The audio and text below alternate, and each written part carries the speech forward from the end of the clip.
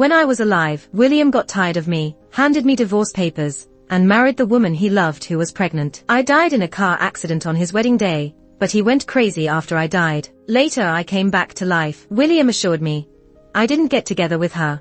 I'll show you the call records. I'll show you the car records. I'll show you the monitor records of my daily route. He begged exhaustedly, can we start over? I refused. When I loved him, he was tired of me. Now that he sincerely offers his heart, I don't want it anymore. William habitually tried to kiss me goodbye, but I smiled and dodged. His brow furrowed. He turned cold.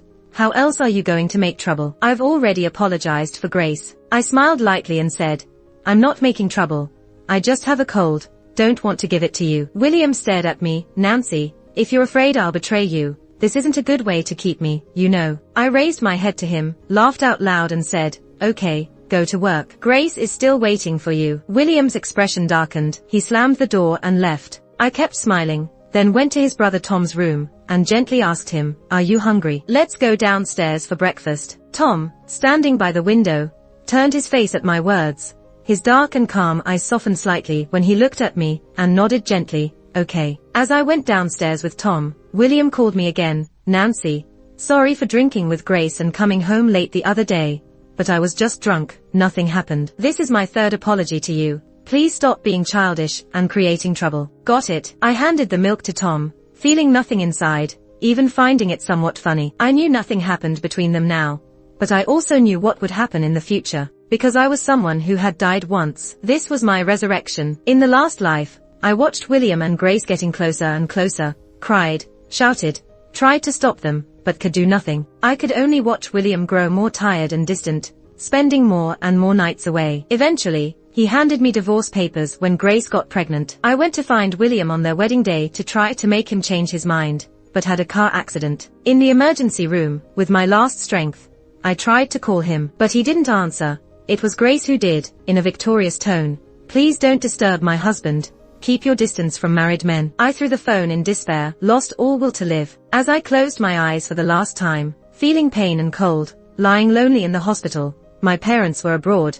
Everyone was at William's wedding. The doctors told everyone but Tom, the neglected illegitimate child, who rushed to the hospital to say his final goodbye. I remember him whispering softly in my ear, rest assured, I will seek revenge for you even if I have to upturn the whole family. I glanced at his face, the handsome face now filled with resentment. I couldn't thank him, unwillingly closed my eyes. My ultimate wish before leaving was, if there is another life, I will never love William again. To my surprise, my wish was heard by the heavens, and I was reborn. When I opened my eyes again, it was last night. William and I had our first fight, because of Grace. They went out for dinner after work, got drunk, and returned home in the middle of the night smelling of perfume. I made a scene, cried non-stop, while William just rubbed his forehead impatiently, saying he got drunk and Grace took care of him at her place for a few hours. That's when I came through. Reviewing the past life, I was certain that at this point, William and Grace had not started a relationship yet. I had a chance to save or stop it, but I just shut my mouth, wiped my tears, quietly took the blanket, and went to the guest room to sleep, ignoring all of William's knocks on the door. I remembered the vow I made in my past life. If there is another life, I will never love William again. I didn't care how things developed between him and Grace. I could even stir things up. This new life was hard won. I didn't want to be in a love whirlpool. I wanted to live for myself and repay the last person who had sent me off. Tom and I were having breakfast in the restaurant. He kept his head down, revealing a section of his white, slender neck, his raven-like eyelashes covering his deep eyes, making it hard to discern his expression. Ever since he was brought back home, he had been silent and on the edge. They shunned his background. Almost no one remembered him, except me bringing him gifts on holidays and sending him medicine when he was sick. A small effort that led to a final send-off. It was worth it. He had a small company handed down by the family that was on the verge of bankruptcy, which was considered his inheritance. I noticed he had trouble sleeping, often waking up in the middle of the night to drink water. Seeing his pale face and dark circles under his eyes, I thought to myself, since you don't look good, maybe your company is not operating well. Do you need help? I can invest. My parents are overseas, and I manage all the industries in our country. In my past life, I graduated from a prestigious university, but I invested all my efforts in William. However, William didn't like me being in the spotlight. He didn't like strong women. So, I handed over the company to him and willingly played the role of a docile wife, dropping him off at work and waiting for him to come home. But in the end, he grew tired of me. He thought I was confined to the home, narrow-minded, and only focused on love. Grace, on the other hand, was different. She worked with him in the business world, had a different perspective, and earned his admiration. In this life, I refuse to be trapped at home again. I want to return to my company. Tom glanced at me, then lowered his eyes. It was just a nightmare. You should focus on yourself when you have the time. It's been 3 years of marriage, and you haven't visited your own businesses, right? I wiped my mouth. I will reclaim my businesses. If you need investment, come and find me. I have a responsibility. Tom looked deeply into my eyes, lowered his head to eat, appearing to be contemplating something. After a while, he spoke. Sis, can I rent 2 floors of the office building under your name at market price? I explain. The rent for my company is too expensive, and I've been wanting to move to a different place. I thought if I rented to him, he would be going up and down the building with my company, making it easier for me to repay him. So, I readily agreed, made a call to the company secretary, and gave instructions. Not more than 10 minutes later, William's call came in. Are you going to rent the office building to Tom? I was standing in front of the dressing mirror, trying on professional attire I hadn't worn in a long time, and casually replied, yes. What's Tom's background? Why are you dealing with him? William's voice filled with anger. You've been at home for too long. Not good at reading people. My dad has so many illegitimate children, but only he managed to carve a place in our family. His methods are beyond your imagination. He ordered me, just stay at home. Don't get involved in business matters. Go buy a bag, some clothes, pamper yourself. I chuckled, but that's my business. I added, at least, it was before we got married. William hesitated for a moment, then asked me indifferently, are you still mad at me? No, I replied earnestly. I won't be upset regardless of how things are between you and Grace. I just want to take back my business. Do you think I embezzled your money? William asked sternly. You wouldn't. I shook my head. I don't have such thoughts. I just want my business back. It's that simple. In the previous life, he never embezzled my businesses. When we divorced, he returned them all to me. William, apart from cheating and causing my car accident, hadn't made any other mistakes. But this mistake was enough for me to never forgive him. William's voice turned cold. As you wish, but my people will leave one by one. This was the first time I disobeyed him, the punishment he gave me. I nodded with a smile. As you wish. True to his word, William swiftly transferred a third of his people within a few hours, leaving me with a big headache. But I wasn't worried. Once you've experienced death, you realize there's nothing scarier than that. During the handover, his people advised me, the company is more stable in William's hands. You should relax at home and wait for him to bring back the money. I gestured politely, saying, I wish you all the best. I remained unmoved, irritating William. He called, don't challenge the field you're not suited for. You're just a pampered pet rabbit, should stay at home being cute and carefree. While looking at the financial statements of the company, jotting down key points on my notebook, I laughed. What about Grace? How can she accompany you to battle in the business world? He blurted out, she's a cunning fox, born to hunt. I reminded him slowly. Grace and I were classmates in college. I was academically superior to her even in school. Even Grace's job was recommended by me and William. Perhaps William didn't know that the cute and carefree rabbit he imagined me to be also had a streak of courage.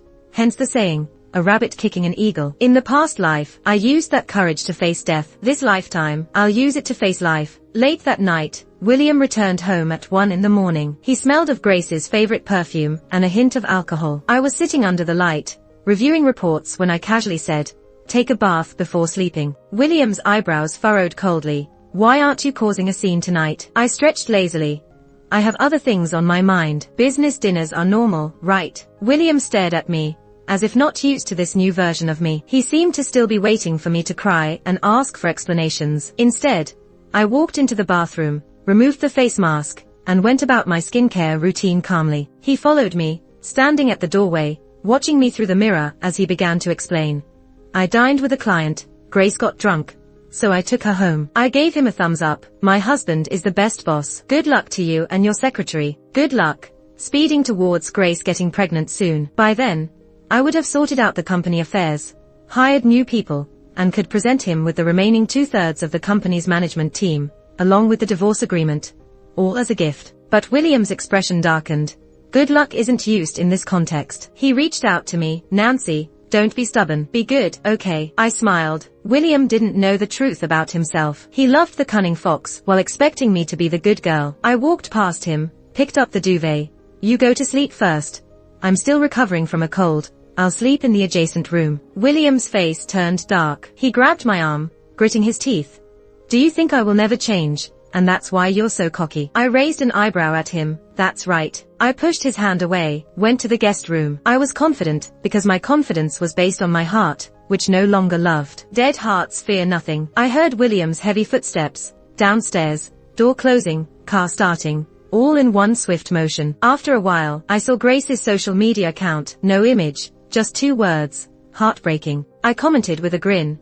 Check out instant heart healing medicine. She replied with an awkward smile. I turned off the phone, lit a cigarette, and watched the ember flicker in the darkness. There's a place in my heart that's slowly cracking open. Old wounds are oozing out. In this life, I accelerated William's pace of cheating. I once hoped that in a different life, things would be different. But nothing's changed. He's still heading towards Grace right under my nose. The next morning, Tom and I showed up at the company together. The entire office building belongs to me, and luckily there were 2 empty floors, so I rented them out to him. William didn't return all night, and only called me around noon, gritting his teeth.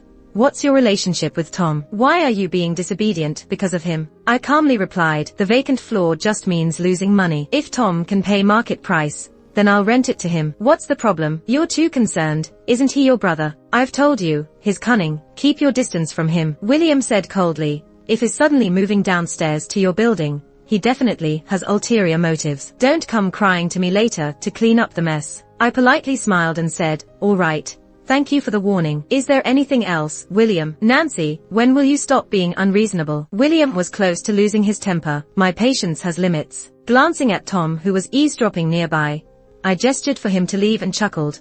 Honey, real unreasonableness looks like this.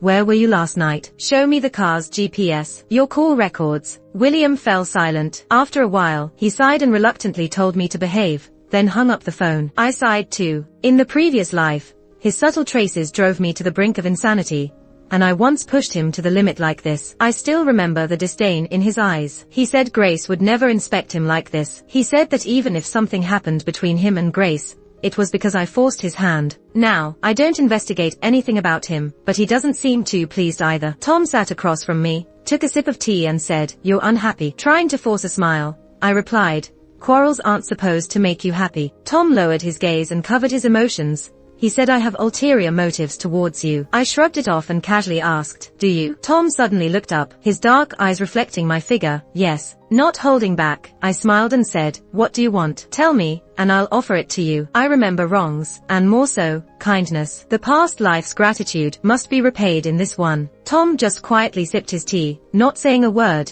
but with a slight, attractive smile on his lips. In the following days, I was so busy that I'd return home around 10 every night. But William returned even later than me. I didn't bother with him, just locked myself in the guest room, and went to sleep after freshening up. William seems to be in pain. I'm your husband. I should be sleeping with you. I've caught a cold. You've had a cold for 2 months. William suddenly explodes. I'll show you the call records. I'll show you the car records. I'll show you the tracking of my daily route. I even copied the surveillance footage of Grace's house for you. He's exhausted. Let me in, okay? I didn't open the door. When I wanted him, he found me annoying. Now that he offers himself, I'm not interested. William slept outside my door all night, with bloodshot eyes the next morning. He looked at me intently, not missing any expression on my face. Have you stopped loving me? I gently stroke his face and smile. Don't overthink it.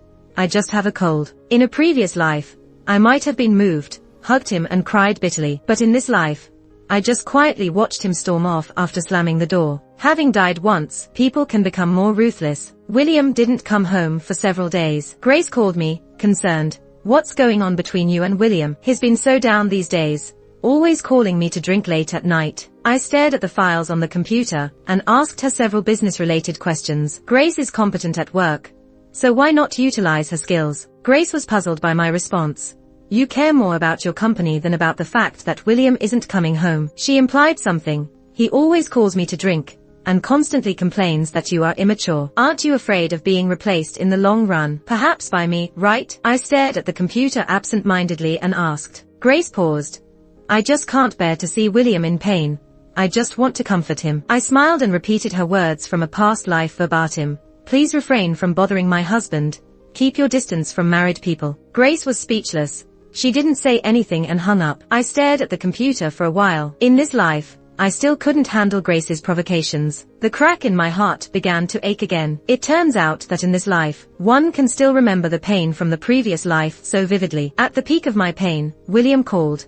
Grace said you misunderstood her earlier and even scolded her. I nodded and waited for William to explode. In a previous life, I was incited by her, scolded her harshly, and then William exploded, calling me ignorant and vulgar. But now, William smiled as he said, Nancy, you still care about me, don't you? He smiled contentedly. Not arguing back is equivalent to admitting. I nodded. Okay. Things at the company have settled down recently. With the help of my parents, I found some reliable people, and Tom even lent me a few highly capable executives. With the company in good shape, it was time to clarify some things. As it approached closing time, I packed up and prepared to go to the restaurant William had reserved. Tom suddenly came upstairs and saw me reapplying lipstick. While looking at me, he said, William is downstairs with a bunch of roses and a sports car. I know. I closed the lipstick and said, I'm having dinner with him tonight. Tom lowered his head and inquired, with a puzzled expression, have you made up? No, I need to discuss something. Tom shook his head. With his hands in his pockets and deep, unreadable eyes, he asked, do you still have feelings for William? What's that? You want relationship advice? I chuckled. Tom also laughed, with a hint of mystery in his smile. If, and I mean if, one day I become an enemy of William, will you hold a grudge against me? I had already guessed some of it. Tom's dealings in the capital market couldn't avoid William's industries. As he spoke of them, his tone became increasingly indifferent, devoid of any affection, openly and unashamedly cold. Wolves are bound to hunt sooner or later. I raised a finger to my lips and said, don't tell anyone about this. I'll act like I haven't heard. In the split second as I turned around, Tom's barely audible voice reached my ears. You can never imagine why I'm going after him. My hearing is sharp. I heard him. I turned my head in confusion. Why? Tom smiled faintly at me.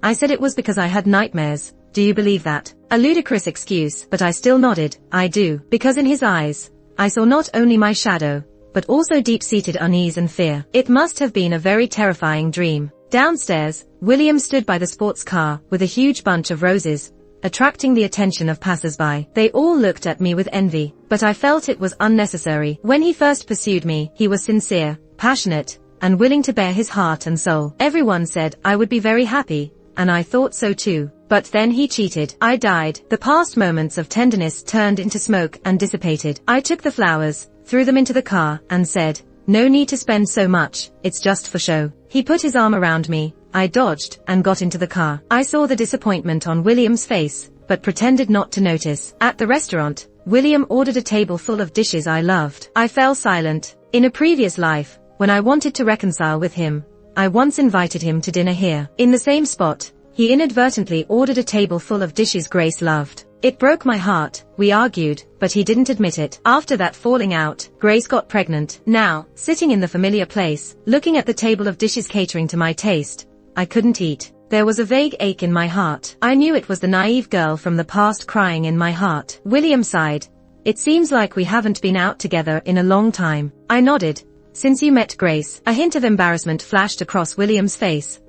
I really have nothing with her. It started with admiration, but then it was all just to make you jealous. He reached out his hand and covered mine. His palm was warm, just like before. Unfortunately, I'm not the same person I used to be. I pulled my hand away, sighed, and said, how nice it would have been if you had said that in a previous life. What? William asked in confusion. I sat up straight. It's nothing.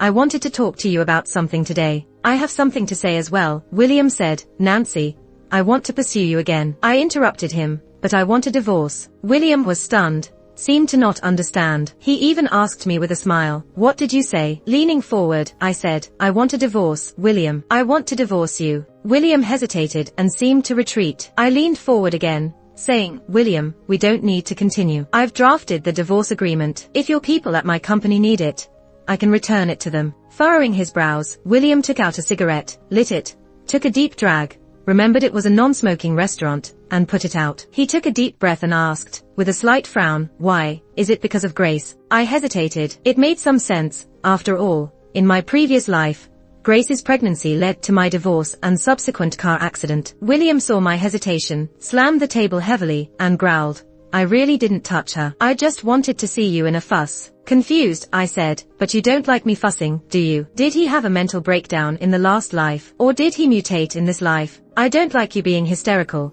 but damn, can't you have any feelings at all? William seemed deeply hurt. I listened, puzzled. After a moment, something dawned on me. No, it's not because of Grace, William. It's all because of you. I took out the divorce agreement from my bag, just like the last lifetime, and handed it to William. Take a look. I've considered both our interests. If you have objections, we can discuss. This is what he gave me in the last life. William took the divorce agreement, glanced at it roughly, then smirked coldly. Looks like you've planned this for a long time, very thoughtful. I closed my eyes. If this divorce agreement required long-term planning, then it was also him who planned it for a long time in the last life. He looked at me and chuckled sarcastically. I don't know why you want a divorce, Nancy, but it's not possible. He tore the agreement to pieces, scattering it on the table in a way that couldn't be put back together, and smiled at me. Not possible, Nancy. We promised each other before we got married, no mention of divorce, remember? You forgot first. I coldly stood up, saying, tearing the agreement won't stop me from drafting a new one. It's useless, William. William stood up. Let's go back home. He didn't mention the agreement again, as if the whole thing hadn't happened. On the way home, he kept talking about things that might interest me, luxury goods, clothes, handbags, jewelry, and fashion shows. But now I was only interested in my company. I didn't really understand what he was talking about. When we got back, he watched me go to bed without saying anything, just sighed imperceptibly. Hope your cold gets better soon. After that day, William changed. He came home every day at 8, always holding a gift. Sometimes limited edition bags, sometimes designer jewelry, sometimes flowers flown in from Europe. I occasionally stayed late at work, and he would quietly wait at home. When I returned, he would present the gift. If I refused, he would insist, saying, I didn't know waiting for someone to come home would be so uncomfortable. I'll cut down on unnecessary social events in the future. I lowered my head and said, there was a time when I couldn't sleep all night, suffering. William asked, when was that? I smiled at him and said, it's a story from the last life. William thought I was joking, gave me the gift, with a hint of pleading in his eyes. Nancy, when will your cold get better? I placed the gift on the couch and looked at him sincerely. It won't get better in this life. William's eyes dimmed, but he forced a smile. I don't believe that. I'll wait for you. I didn't say anything and went into the guest room. A few days later, William told me about an important cocktail party that required us to attend as a couple. I wanted him to bring Grace, but William insisted that others were bringing their wives and he couldn't take his secretary. Being in charge of my own company now, I understood the importance of networking. I also wanted to attend the cocktail party to make connections, so I nodded in agreement. That evening, I attended the party with William. William looked at me with fascination. You look really beautiful. I just smiled, nonchalant. I used to devote all my time to beauty treatments, makeup, but William barely noticed. I was just wearing a gown and light makeup tonight, not as elaborate as in the past life, but he was captivated. Humans are truly strange and perplexing creatures. Tom was also at the dinner, raised his glass to me, his eyes seemingly bottomless, emotions unreadable. But he didn't bring a partner. I doubted if William had lied to me about the rule of having to bring a partner, because even Grace was there alone. Seeing William holding on to me, Grace's eyes dimmed for a moment. Then she smiled and came over to greet us. William, your wife looks lovely tonight. She bit her lip, looking at William pitifully, adding a touch of controlled forbearance. William gave her a fleeting glance, then quickly looked away and nodded. Yes, she's beautiful. Grace, forcing a smile, said, congratulations on reconciling with your wife. She continued, William would come to my house drunk and chat about his wife all night. We haven't reconciled. I interrupted her. Grace was taken aback, a flash of resentment in her eyes. I smiled and repeated, no reconciliation. I'm here purely for business. You can rest assured. I thought Grace would be delighted, but she was rather regretful and angry, saying, are you being too cruel to William? Have you considered his dignity as a man? Indignantly, she made me laugh. I shrugged. Why don't you consider it? Do you need my input? You really don't know how to appreciate things. Grace got angry, saying how many people love William, but I treat his love like garbage, not realizing the good thing right in front of me. I turned to ask William, does your secretary have the right to speak to me like that? Grace also looked at him, her eyes full of pity and affection. If I were a man, I wouldn't be able to pass this test. Grace should be an actress. But William's face turned cold and he scolded her. This is my family affair. Why are you meddling? Know your place. Don't get involved in things you shouldn't. Grace and I were both stunned. William looked at me again. If you don't like her, I can make her leave the company, even leave the city, never to bother you again. His gaze towards me was full of affection, but towards Grace, it was impatient. I should be happy, because this symbolizes my complete victory over my rival after being reborn, right? But I couldn't be happy. I just felt indifferent. It was the same as my past life. Only Grace and I had switched places. Whether it was me or Grace who was disliked by him, there was no difference. I couldn't be happy. I thought more about the bitterness of being rejected in my past life. Grace ran away crying, and William grabbed my arm. Fanny, will your cold get better like this? I lowered my eyes. How could it get better? It never could in this lifetime. Some things are irreparable, like a life. I shook my head. It won't get better. Never will. William, stop dreaming. Let's get divorced. William was taken aback. His face gradually darkened. He pulled me to a corner. Nancy, how could you doubt me when it comes to Grace? What do you want from me? I pushed William away, the accumulated wounds from the past bursting out at that moment. I don't want anything from you. Just get a divorce. What you do with Grace has nothing to do with me. I just want to leave you. Do you understand? William pulled me back, gritting his teeth. You're dreaming. He suddenly lowered his head and kissed my lips, vaguely proclaiming to me, Nancy, you will never get a divorce in this lifetime. I felt disgusted. These lips had also kissed Grace. Even if it was in a previous life, I couldn't forgive that. That's how petty I am. Without thinking, I raised my hand and gave William a hard slap across his face. The sound was clear and loud, causing William's face to swell immediately. I wiped my lips forcefully, as if trying to scrub off a layer of skin. Stay away from me. William's face turned pale and then purple. Eventually, his eyes looked at me with a cold and indifferent gaze. He sneered, Nancy, well done. No one has ever hit me before. He took a step back, his eyes fixed on me. Since you don't want me, I'll show you that I can have anyone I want in my bed. With that said, he turned and walked briskly towards Grace, wrapping her in his arms and leaving the banquet hall. I crouched down, tears inexplicably falling down my cheeks. I didn't know why I was crying, but the tears came without warning. I guessed it was the foolish girl from my past life who was crying. People started to notice me, as I was the only one crouching at the party. Whispers started around me. Some came up to inquire about my well-being, but I ignored them, just wanting to cry my heart out. Tom pushed through the crowd, walked up to me, and extended his hand, saying, I'll take you home. With teary eyes, I looked up and saw his handsome face, full of fierceness, just like in the past life. Memories from both past lives intertwined, and I cried uncontrollably. I grabbed his hand, let him pull me into his arms. His voice was cold, as if suppressing anger. Don't worry. I'll turn the whole world upside down to help you seek revenge. I trembled. Was it a coincidence? Why did his words sound exactly the same as in my past life? I wanted to ask him, but I couldn't speak through tears. I let him take me home. He wiped away my ruined makeup and tears with a damp cloth, held me in his arms like a child, saying, Nancy, don't cry. I'll help you vent your anger, seek revenge, don't cry. Exhausted, burdened by memories of 2 lifetimes, I nestled in his arms and cried myself to sleep. In a daze, I felt him pick me up, carry me to the guest room, tuck me in, and lock the door. I didn't sleep soundly, and in the middle of the night, I was startled by a loud knocking on the door. William was there again, drunk and shouting, open the door. Nancy, open the door for me. I'm your husband. I want to come in. He shouted hoarsely. I can't bring myself to hurt Grace. You're all on my mind. You rejected me. Open the door, Nancy.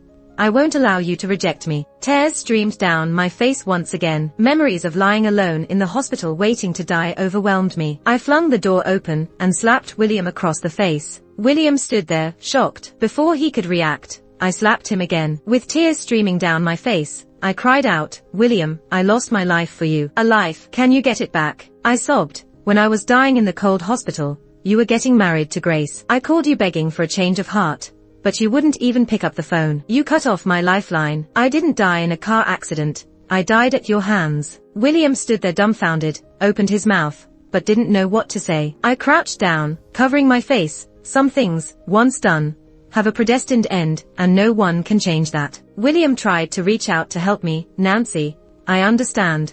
Something is wrong with you mentally, right? Are you so afraid of me and Grace being together that you're hallucinating? It's okay, Nancy. Tomorrow I'll arrange for a doctor. We'll go get you checked. And once you see the doctor, everything will be fine. His words were cut off abruptly as the person suddenly collapsed in front of me. Tom stood behind him, clapping his hands expressionlessly. He talks too much. Let him rest for a while. I cautiously reached out to check William's breath and breathed a sigh of relief he was still alive. Tom gave William a kick to the side and then squatted down beside me. I noticed he was trembling, his hands shaking violently as he held me tightly, as if we were survivors of a disaster, still shaken by the experience. I tried to get him to let go of me a few times, but he seemed to ignore my attempts, and just kept holding me. Until dawn, I fell asleep, and before I drifted off, I heard his hoarse voice. That dream, it was real. I slept in Tom's arms for 2 hours, then woke up unable to sleep. The heaviness in my heart seemed to have dissipated, and I no longer felt the sorrow of the foolish girl from the past life crying. Perhaps she had finally found peace and decided to disappear from this world. After her departure, it was my turn to leave. I looked at Tom, who was still awake, his eyes that were once clear now bloodshot. As I opened my eyes, he held me tighter, as if afraid that I would also disappear. I weakly smiled at him. Can you help me move out? Tom nodded, stood up, and we walked past the still unconscious William in the hallway to start packing, and in less than half an hour, I moved back to my parents' empty house. Before leaving, I took a look at the house that had been tidied up and no longer bore any signs of my existence. I chuckled bitterly, turned towards the rising sun, and walked out. Every day afterward felt brand new. After I moved out, William immediately fired Grace. Then he tried to pester me, beg me, and coax me, but he didn't dare to go too far, always feeling that I had a mental illness and provoking me would trigger an episode. Apart from divorce, he agreed to everything I demanded, and if I got upset, he would leave immediately. Later, he didn't have much time to focus on his feelings. Tom started his revenge on William, a carefully planned scheme that left William scrambling. No one had expected that the once neglected child would one day grow into a wolf and turn back to devour his own family without reason. This revenge lasted for a year. Tom became a rising star in the business world, while William was left in shambles, never to recover. It was me who made Tom stop, not out of sympathy for William but out of concern for Tom. Ever since that night he held me, his eyes were filled with hostility that never seemed to fade, only growing stronger. Sometimes he would fall silent out of nowhere, then hold me tightly, forcing me to promise to live well. I felt like the one with mental issues wasn't me, it was him. I pushed him to take a break from his scheming, but Tom refused. It made me angry. He was particularly afraid of me getting angry, always fearing that my anger would lead to irreparable actions. I found his paranoia amusing, not sure where he got that idea from. Tom eventually agreed to stop and rest, and William finally caught a breather and came looking for me. He was no longer the same as before, his once handsome face now scruffy and worn out. He used to never drink during the day, but now there was a hint of alcohol on him even in the afternoon. He forced a smile. Since you left, every day has been torment for me. I haven't slept well in a long time. He sat in the chair, eyes showing signs of prolonged insomnia, and pleaded, Nancy, let me sleep here for a while. When you were around, I could only rest well. I sighed, not saying a word. William soon fell asleep, but it wasn't a peaceful sleep. He seemed to be tossing and turning in his dreams, his eyes rolling beneath his eyelids, eyebrows furrowed fiercely. After a while, he grew restless and began sleep-talking. No, stop, Nancy, stop it. He even shouted, Nancy, hold on, cooperate with the doctor. I'll come save you. He shouted for what seemed like an eternity, then he sobbed, a man who never shed tears, now weeping inconsolably. His sobs turned into heart-wrenching cries. I felt myself being swept away by his emotions, uncontrollable memories from the past swirling in my mind, from meeting, falling in love, to betrayal and death. Tears streamed down my face, choking back words. Would the foolish girl from before be okay now, peacefully resting in eternity? It felt like a long time had passed when William suddenly woke from his dream, eyes swollen, tears still on his face. He jumped up, frantically reaching out to touch me, examining me closely, trembling as he whispered, Nancy, you're alive, thank goodness. His eyes reddened. I had a dream. I did something stupid in the dream, which made you leave. His voice hoarse, tears streaming down. That dream was too terrifying. Suddenly, William paused. He stared at me in disbelief, trembling and hesitating as he asked, I remember, before you left, did you say you risked your life for me, Nancy, is that right? Clutching my hand, he asked urgently, Nancy, did you say you were reborn once? Or did I remember wrong while drunk? You said you had a second chance at life, right? Knowing William for so many years spanning 2 lifetimes, I had never seen him so cautious, each word spoken as if on thin ice. I even wondered, if I was still the foolish girl from the previous life, would I forgive this disheveled man in front of me? Unfortunately, I was not her. I smiled through tears. What do you think? William shook his head, wanting to smile but failing. It doesn't make sense. I wiped my tears and neither confirmed nor denied. I can't say. What's done is done. The wounds endured remain. A life lost is lost. I can't deny it, nor will I. William rose abruptly, staggering backward, shaking and continuously denying, it's not real. This isn't logical. It's just a dream. He forced a smile. Nancy, did your mental illness infect me? I gently told him, mental illness isn't contagious. I presented him with the divorce papers. William, I already risked my life for you once. Isn't one life enough for you to let me go? Divorce is the only way for both of us. William frantically denied. No, it's impossible. You infected me with your mental illness. I don't believe it. He stumbled and fled as if pursued by ghosts. For 3 days, William was completely missing. His family couldn't find him. 3 days later, William showed up at my office, clothes rumpled, looking utterly unrecognizable. His voice was hoarse. I dreamed for 3 days. Dreams of past and present. Tears filled his eyes. I believe you now, Nancy. William extended his hand to me. Give me the divorce agreement. I'll sign it. Nancy, I have no face to win you back. I handed him the divorce agreement, and without even looking, he signed his name. As he left, tears rolled down his face. I will never marry again, never touch another woman. Nancy, this is my remorse for you. I watched his tired figure walk away, feeling a pang in my heart, but also a sense of relief. 2 lifetimes of marriage had finally come to an end. I closed my eyes wearily and somehow drifted into a dream, perhaps due to exhaustion. In my dream, scenes from our past lives flashed before me. It continued until I was in the hospital on my deathbed, and Tom hurried to escort me on my final journey. I thought my dream would end there, as my life was ending, but it didn't. I saw Tom holding my cold body, tears streaming down his face. He gently wiped the blood off my face and whispered in my ear, when I come back for revenge, I'll tell you a secret. His tears fell on my face, cool and gentle. Later on, Tom began to retaliate against William frantically, destroying a prominent family to ruins, causing many to commit suicide, or end up in jail. William, the head of the family, remained indifferent. Despite the collapse of his family, and Grace suffering a miscarriage due to the stress, everyone said William had gone mad. He searched everywhere for mediums, traveling the world to find someone to connect with my spirit. He visited every corner of his home country, then packed his bags for Nepal, India, Thailand, Mexico, and wherever else he could go. When his family fell and he ran out of money, he had to work odd jobs to continue searching for me. It took him 5 years to find out that someone told him I had returned to the past. He started seeking ways to go back to the past. Another 5 years passed, and he had aged prematurely, with silver hair. When Tom appeared in front of him, he coldly stated, even if you find her, would she be willing to see you? You killed her. Would you forgive the one who took her life? William was stunned. He sat motionless all night, and gave up searching for me the next day. He became an alcoholic, drinking day and night, beset by illness. He was taken to the hospital, but refused treatment, abandoning all hope. As for Tom, he buried me in a sea of flowers, visiting me daily, no matter how busy he was. He too drank, and when he got drunk, he would weep in front of my tombstone. Nancy, do you know why I spared William's life? Because I also want to find you. I tried everything fruitlessly,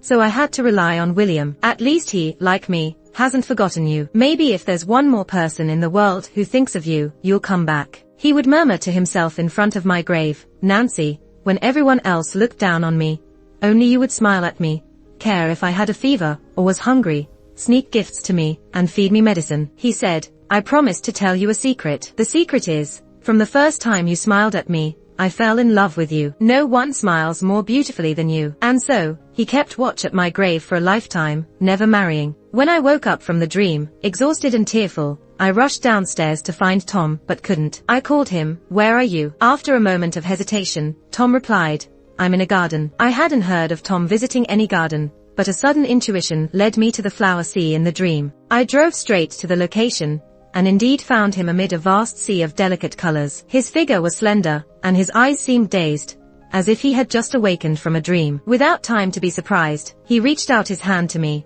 I just dreamed of you again. Still shaken, he continued, in the dream, I watched over you for a lifetime here. I don't want to have that dream again. I placed my hand in his, letting him hold it, tears streaming down my face involuntarily. Did you plant this flower sea? Blushing slightly, he nodded and asked, why did you plant it? To show someone I like. Has your loved one seen it? Tom gazed deeply into my eyes, then gently pulled me into his embrace, saying, she has seen it. She's right beside me. With a mixture of determination and a hint of nervousness, he added, but I don't know if she likes me. Do you like me? I nodded firmly. I do. As I looked at his handsome face, filled with an incredulous joy, Even his grip around my arms was gentle, afraid of hurting me. It was this careful man, who had been tainted with revenge for me, toppling his own family for my sake. Across 2 lifetimes, how could I not like him? Tom, I've divorced William, I murmured as I leaned against him. I heard his heartbeat quicken, his arms tightening around me, enveloping me entirely. Nancy, can you? I nodded emphatically. The next moment, he bent down and kissed my lips. Amidst the fragrance of flowers, in shades of pink and yellow, we kissed passionately. The last chapter of the past life had finally come to a close.